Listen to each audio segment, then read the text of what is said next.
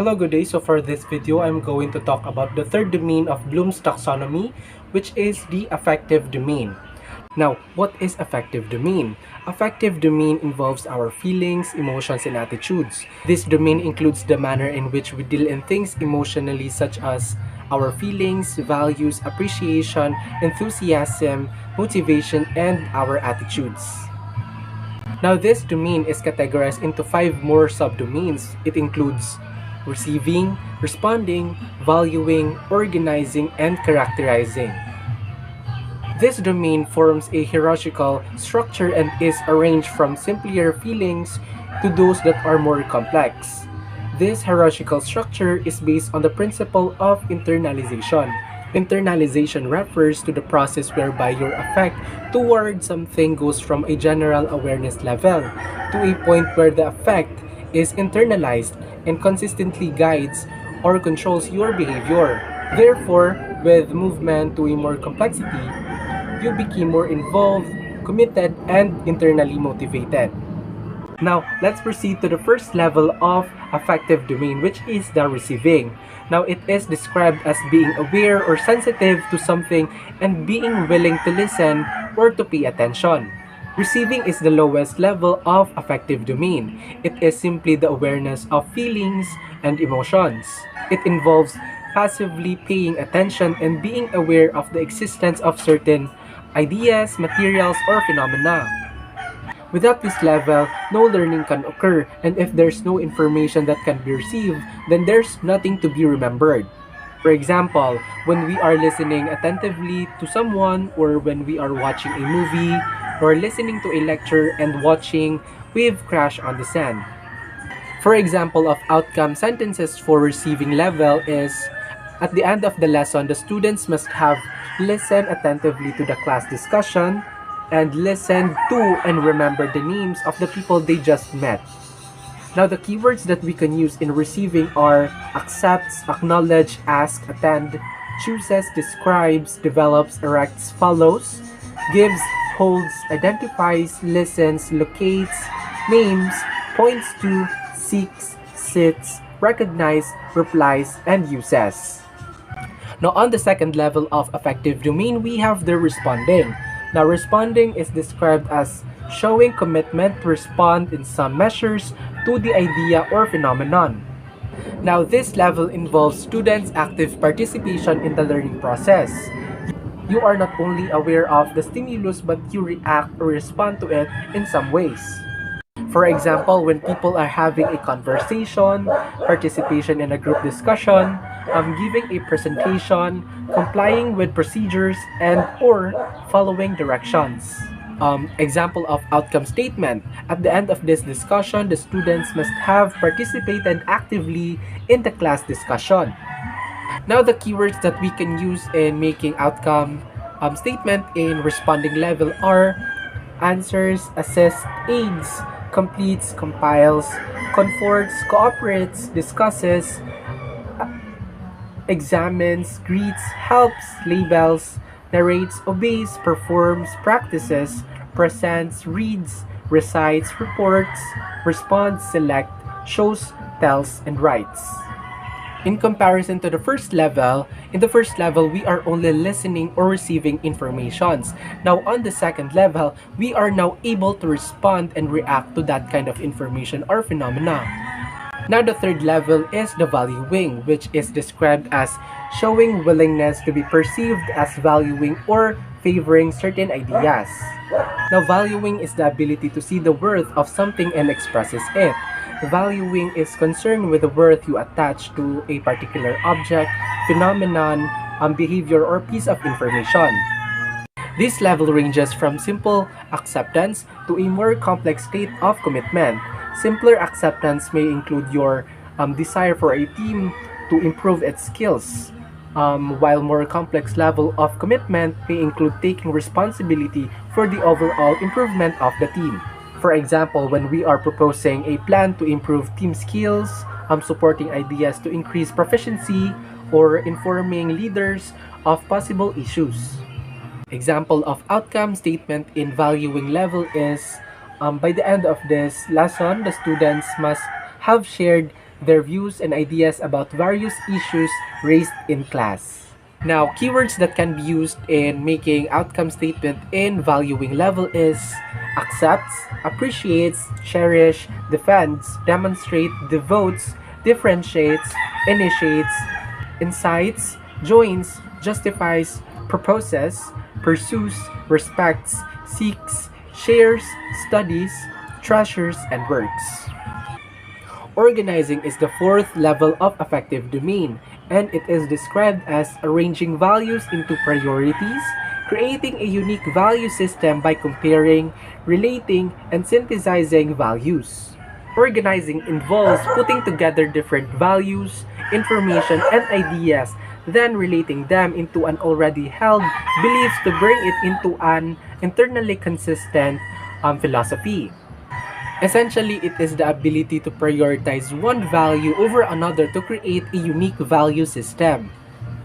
The focus of this level is on comparing, relating, and assessing values to create that unique value system.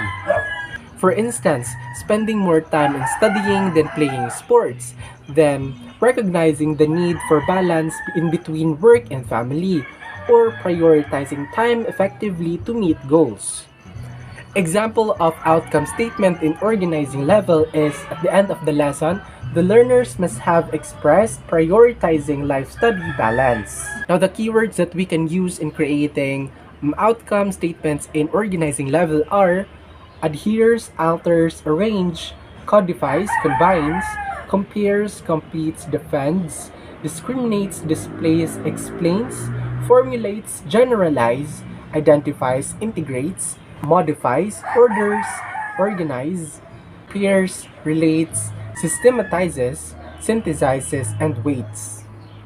Now, for the last level of affective domain, we have the characterization, wherein it is considered or described as the practice of value system that controls one behaviors, and also in exhibiting behavior that is considered pervasive, predictable, and characteristics of a person. Characterizing or characterization is the highest level of affective domain, and this is about internalizing values. It means acting consistently in accordance with the set of the values you have internalized in your characterization or your philosophy about life. Essentially, you are internalizing values and let them control or guide your behavior. Examples is when you spend time with your family, you refrain from using profanity, and you make friends based on personality and not looks. And for the outcome statement, we can have by the end of the lesson, the students or the learners must have expressed strong commitment to the value. Now, the keywords we can use are acts, discriminates, displays, internalizes, influences, listens, modifies, performs, practices, proposes, qualifies, questions, revises, serves, solves, and verifies. Hi, my name is Ivan Ibino from BSED major in science, and today we will be talking about Manzano and Kendall's new taxonomy. So first, our objectives is we only have one objectives. Our main objectives is to be able to understand the concept of Manzano and Kendall's new taxonomy. We have 6 levels of difficulties given in the context of the system of thoughts, the cognitive system, the metacognitive system, and the self-system. This 3 new system is the heart of the new taxonomy. So under cognitive system is retrieval, comprehension, analysis, and knowledge utilization. So the first level in cognitive system is called retrieval. Retrieval is the activation and transfer of knowledge from a permanent memory to working memory where it might be consciously processed. Retrieval of information is either a matter of recognition or recall. So the first one is recognition. Recognition is the ability to students recognize features of information but do not necessarily understand the structure of the knowledge or differentiate critical from non-critical components. The next one is recalling. Recalling is the ability that the students will be able to produce features of information but not necessarily understand the structure of the knowledge or differentiate critical and non-critical components. While in executing, the student will be able to perform a procedure without significant error but not necessarily understand how and why the procedure works. So the second level under cognitive system is comprehension. It involves two related processes, which is integrating and symbolizing. Integrating is when student will be able to identify the basic structure of the information, the mental procedure or the psychomotor procedure, and also the critical as opposed to non-critical characteristics. And in symbolizing, the student will be able to construct an accurate symbolic representation of the information, mental procedure, or psychomotor procedure, differentiating critical and uncritical elements. Third level of cognitive system is called analysis. It involves the reasoned extension of knowledge and generation of new information not already possessed by the individual. There are 5 analysis process, and the first one is matching. Here in matching, students can identify important similarities and differences between knowledge and components. The second is classifying. Student identifies superordinate and subordinate categories related to the knowledge. Third one is analyzing or analyzing error. And here, students identify errors in the presentation or use of the knowledge. The fourth one is generalizing. The students construct new generalization or principles based on the knowledge. The fifth one is specifying. In here, students can identify specific applications or logical consequences of the knowledge. And the last one under cognitive system is the knowledge utilization. It is using accumulated knowledge to tackle problems, develop new products, and deal with unfamiliar situations. There are 4 general categories of knowledge utilization. Number 1 is the decision making. It is when the student uses his or her knowledge of details to make a specific decision regarding the details. The number 2 is the problem solving. It is when the student uses his or her knowledge of details to solve a specific problem regarding the details. Third is the experimenting. It is when the student uses his or her knowledge of details to generate and test hypotheses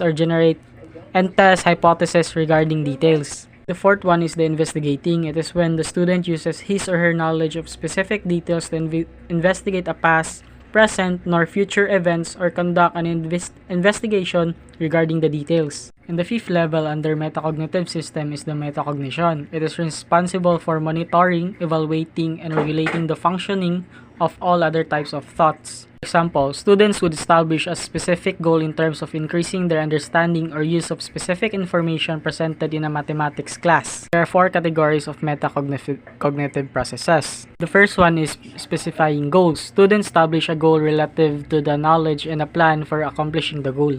Second one is called process monitoring. It is when students monitor the execution of specific goals as they relate to the knowledge.